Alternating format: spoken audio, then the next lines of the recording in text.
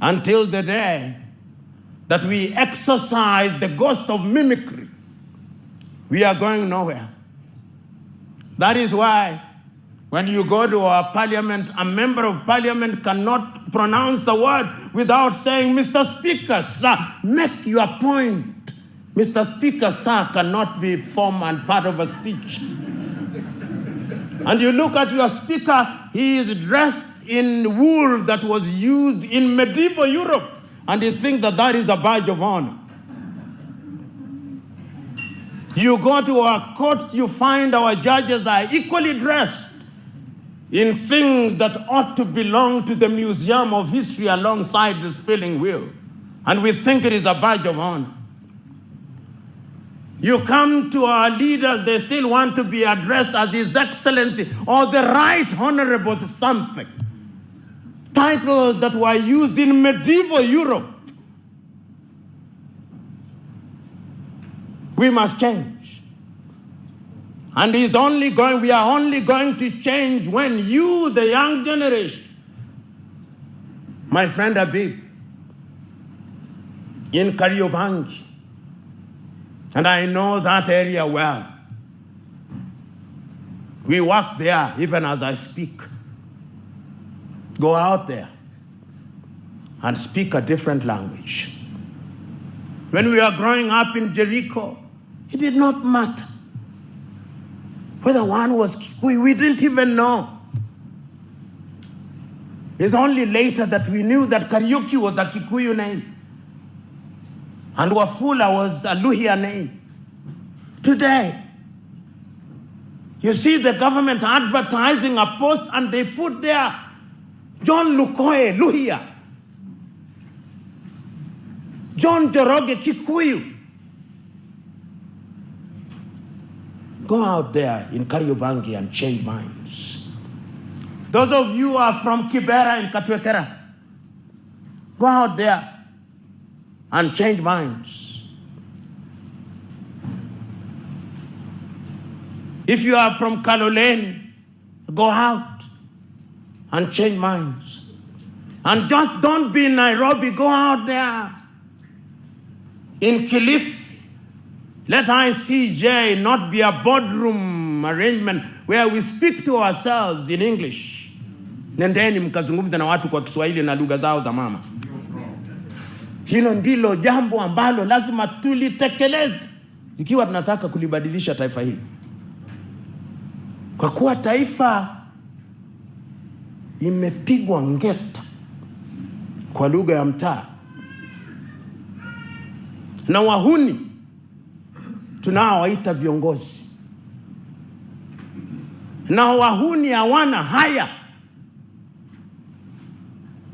Siri ya ubinadamu ni kuwa na haya. Watu ambao tunaita viongozi Kenya hawana haya. Wanaua, hawana haya. Wanaiba, hawana haya. Wakati ni sasa tuwe ni watu ambao tuna haya. Na tusiogope. Tuwe wajasiri. Uchaguzi ni mwaka 2027. Ikiwa ningeulizwa, hiki kizazi cha wanasiasa ambao tunaona wakiranda, wakipiora, tunawafahamu. Nyerere alikuwa akisema wasipong'atuka tuang'atue. Na tuna uwezo wa kuang'atua kwa njia za kupiga kura. Uamuzi ni wenu. Amueni.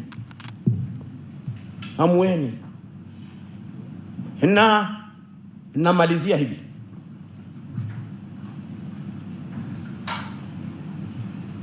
Namaliza kwa kumtaja na kutumia mfano aliyoutoa tena Mwalimu Julius Kambarage Nyerere. Hakuna kiongozi katika bara hili ambalo amelishughulikia jambo hili kumpita Mwalimu Nyerere. Akizungumzia mambo ya utawala, alisema tatizo la Mwafrika katika mambo haya ya kura ni ya kwamba Mwafrika ameleweshwa na kasumba ya ukoloni mambo leo. Na kulewa huko kunatokana na vitu viwili. Ama mpiga kura ni mjinga au ni mpumbavu. Na akasema tena Mwalimu, mjinga akiambiwa ataelewa na atabadilika. Sasa naombeni muende katika mitaa na kila pembe za nchi hii, mtoe ujinga. Mwambie kila mtu ukabila na udini haitawasaidia. Na pia akasema ya kwamba kuna wapumbavu. Mpumbavu ni mtu ambaye amepumbaa. Hata ukimweleza hasikii. Ni wachache sana wapumbavu.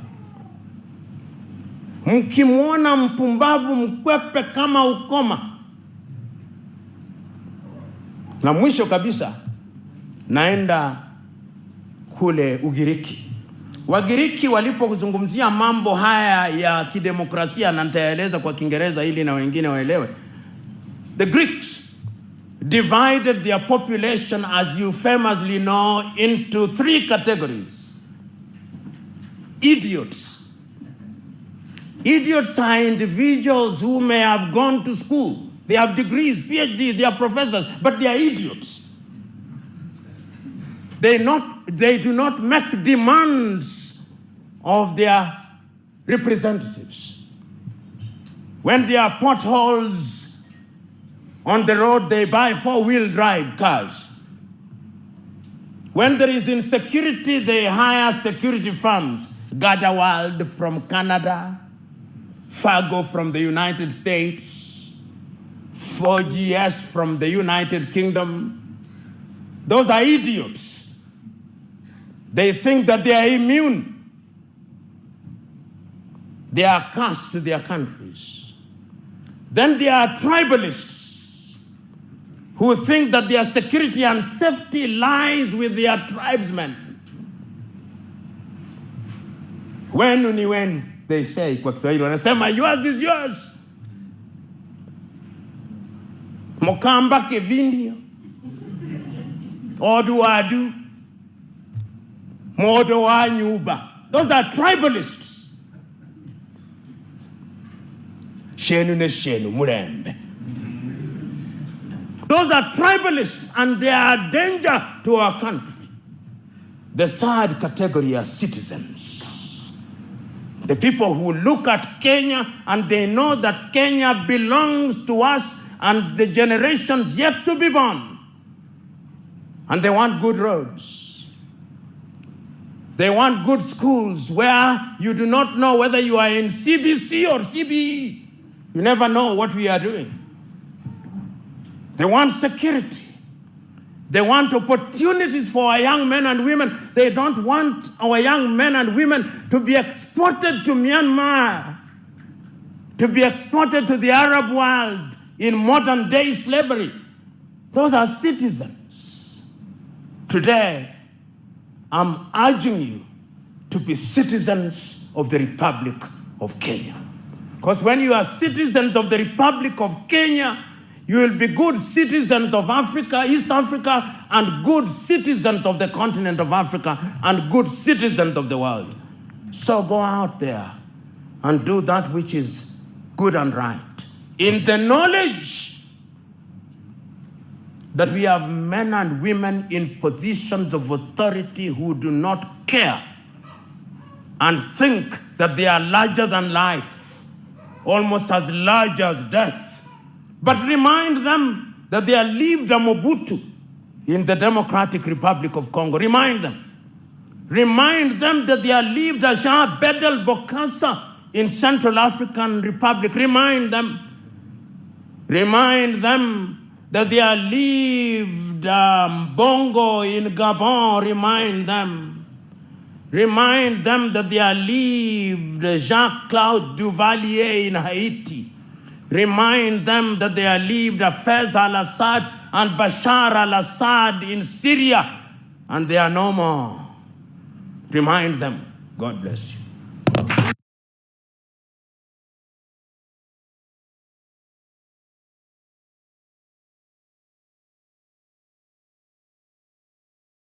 I'm Pierre Lumumba here at Kibenda Tea Estate in Kiambu County in the Republic of Kenya, and we continue our conversations about the continent of Africa.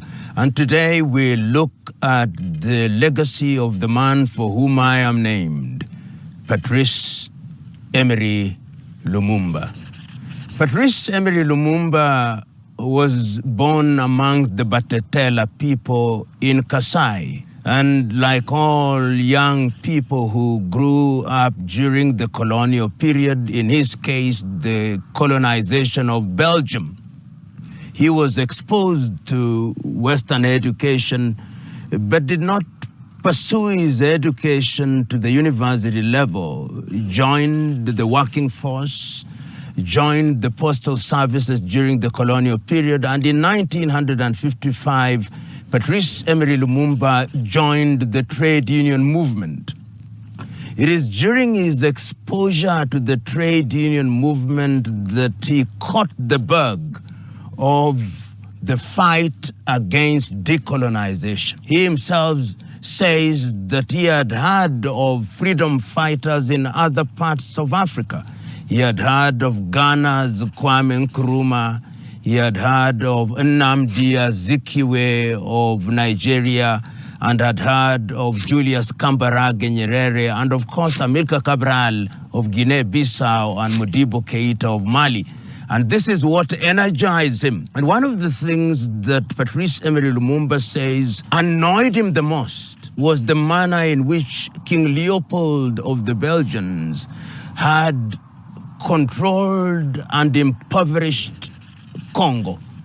It is not told as often as should be, but he reminded many people on many occasions that Leopold of the Belgians had killed no less than 15 million Congolese, a massacre of gigantic proportions. So when he joined the trade union movement in 1955 through to 1956, of course, he was jailed for an accusation of having embezzled some funds and jailed for 12 months. Later, of course, he was released and was one of the individuals that were invited by Kwame Nkrumah in Accra, Ghana in 1958. When he went to Accra, he had the opportunity of meeting other African freedom fighters who had been involved in the struggle for decolonization. And he came back charged and founded an organization, the Congo National Movement, because at that time he was quite clear that the process of decolonization that was being conducted by the locals against the Belgians was simply going to lead to the creation of a comprador and compliant class. That meant individuals such as Joseph Kasavubu and, of course, Moise Tshombe. And when he came in, the Belgians were also fatigued and they literally abandoned Congo. And in the year 1960, of course, independence was then granted. And this is important. At that time, the king in Belgium was King Baudouin. And when he came to Congo in what was then called Leopoldville, now Kinshasa, the arrangement was that Lumumba would not speak. The arrangement that was Kasavubu would speak. And indeed, when you listen to Kasavubu's speech, he praises the Belgians. He tells the Belgians how good they were to the Congolese. And taking the cue, King Baudouin also reminds the Congolese that they have inherited a good thing from the Belgians and that they have a duty to retain it. Patrice Emery Lumumba, who had written a speech, stands up. Everybody is surprised. And he begins to speak. And he reminds his audience that that day marks an occasion which must remain in the minds of the Congolese. That the Congolese must remember that they have been humiliated, that they have been impoverished by the Belgians, and that the joy of the occasion was that from that day henceforth, the Congolese would write their own history. The Congolese would be masters of their own resources. The Congolese would be a people that would be respected by the world. He speaks, and you can see, if you look at the footage, King Baudouin looking at Kasavubu and wondering, what is this man saying? Those who know say that it is on that day that it was decided that Lumumba must die. And it is also instructive to remind ourselves that prior to that event, he had met a young journalist while they were in Brussels in Belgium. That young journalist was Joseph Desire Mobutu, who later renamed himself Mobutu Sese Seko Kukumbendu Wanzambanga during the days when he was now dealing with what he called authenticity and making everything to become Congolese or Zaire. And this man, Mobutu, unknown to Lumumba, was already an agent of the CIA. He was already an agent of the Belgian intelligence, and this is well documented in the book that is written by Ludo de Witt, The Assassination of Lumumba. He tells us how Mobutu then became very close to Lumumba, who was honest and trusting. And he believed that this is a man that was going to participate in the process of decolonization of the Congo. Within 9 months of Congo regaining her independence in 1916, the month of January, I think, the process of eliminating Lumumba begins. Lumumba's party, the National Movement, wins, and Lumumba is then appointed as the prime minister with Joseph Kasavubu as the president. But a crisis begins. There is a conflict, and that conflict leads to Kasavubu dismissing Lumumba and Lumumba dismissing Kasavubu. And of course, the Belgians have already decided that they are going to eliminate Lumumba. And there is another figure that emerges in the scene, a man from Katanga called Moise Tshombe. Lumumba, sensing the difficulties and aware that the United Nations was present in that space, appeals because there is a mutiny in the army. And he appeals to the then Secretary of the United Nations, Dag Hammarskjöld, to support his army so that this mutiny can be brought down and the Belgians would not eliminate him. And the United Nations abandons Lumumba. It is at that time that Lumumba turns to the Soviet Union. And the Americans then say, this is a communist, and he's going to make Congo a communist country, and the decision is made. And from that day on, there is a code name for Lumumba. The code name for Lumumba is Satan. And the decision is that he must be eliminated. Of course, he is arrested and he is detained in Kinshasa, then Leopoldville. And he tries with people like Pierre Mulele, who are part of the people that he was working with, and he attempts to escape on his way to the Kasai province, to what was then called Stanleyville, now called Kisangani. Unfortunately, Lumumba is arrested by the forces of Mobutu, and once they have arrested him, and this footage is one of the most painful footages you ever see of Lumumba's hands being tied at the back, and is handed over to Moses Tshombe in Katanga. And when they hand him over, the story is now told. Ludo de Witt says he is taken to the forest, he is shot, and his body is dissolved in acid. The man who shot him has recently come out and said, he's now an old man, that I shot Lumumba and the only thing that I retained was his tooth, which was returned to Congo in the year 2024. That is the sad history of how Lumumba then entered the heart of the people. And one of the things that Lumumba does before he dies is that he writes a letter to his wife, Josephine Opango, one of the most iconic letters. He says, in part, I'm aware that I'm going to die, but I die in the knowledge that the history of Congo will be written by the Congolese. And of course, he is executed, and there are riots across the world because Lumumba had already distinguished himself as a Pan-Africanist. So numerous are the riots, and of course, leaders across the world, Kwame Nkrumah, Julius Kambarage Nyerere, at that time in the Soviet Union, Lumumba's name is synonymous with Pan-Africanism. Lumumba's name is synonymous with courage.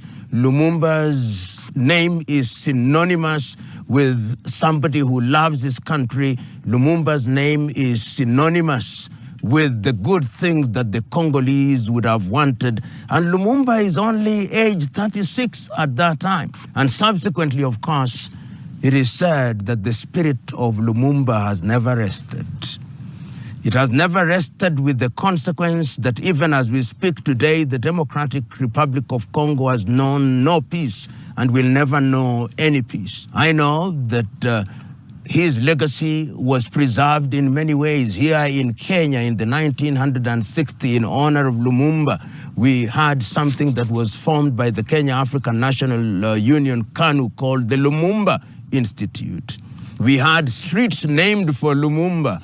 We had in Moscow the Friendship University, which was named after Patrice Emery Lumumba and became a kind of an intellectual pilgrimage site for those who went to the Soviet Union at that time for purposes of ensuring that Lumumba's legacy is maintained. And many individuals are then named for Lumumba, including myself, who is born a year after he was assassinated. And when you go to the streets of many African cities, you find the name Lumumba.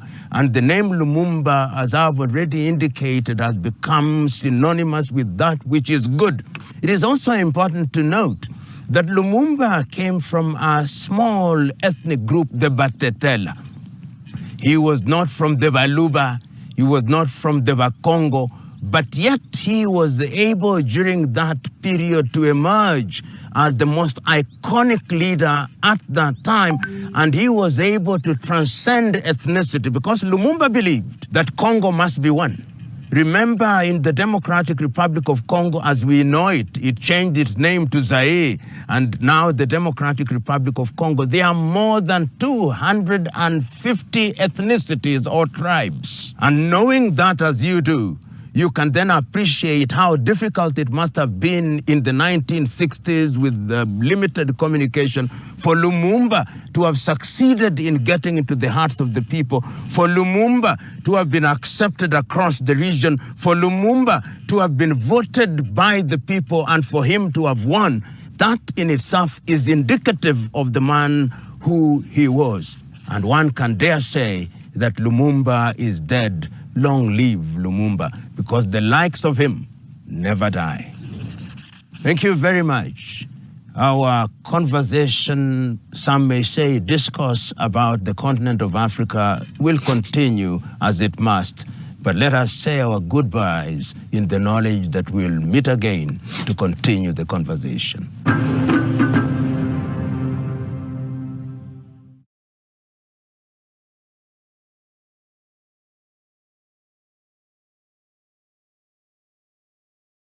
I am Piero Lumumba here at Nice Solar Gardens in Kiambu County in the Republic of Kenya.